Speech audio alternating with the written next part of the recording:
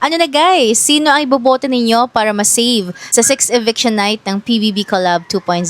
Is it gonna be Caprice, Sofia, or Heath sa mga kapuso? Or is it Carmel, Joaquin, and Eliza sa mga kapamilya? Na-heartbreak na naman ako sa mga kapuso nominees guys, cause the three of them deserve to stay. Pero grabe no, pang 4th or 5th nomination na to ni Heath.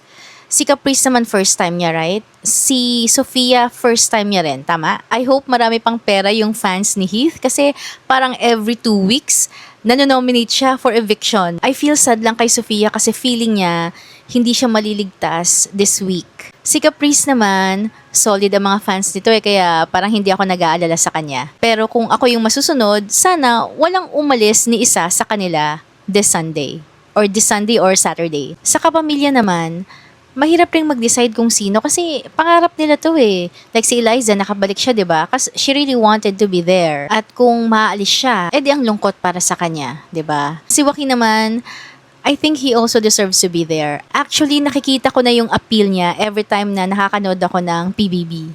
Si Carmel naman, alam ko palaban to eh. At alam ko marami rin siyang fans. So, hopefully, lumaban yung mga fandoms nila at they vote for their favorite PBB housemate. Kaso yun nga lang talaga guys, this is a competition.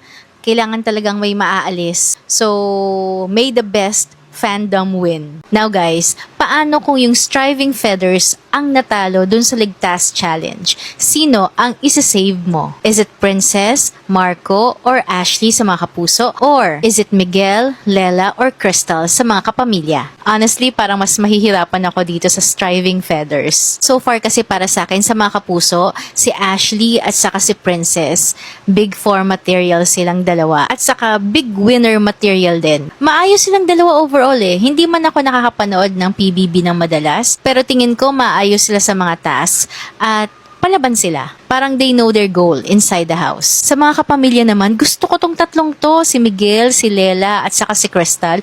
Lalong-lalo na si Lela, guys. Naggagandahan ako sa kanya. Feeling ko, kamukha niya si Gabby Garcia. For me, Joaquin and Lela make a good pair. Kung naghahanap yung management nila ng mga love team, tingin ko meron silang chemistry. I find Lela gorgeous, at si Joaquin naman, nakikita ko na yung appeal niya. Ako, I'm glad na si Marco was able to come back, at ngayon, nire-redeem niya yung sarili niya. Pero nung bago pa siya na-evict, gusto ko na siya maging part ng Big Four.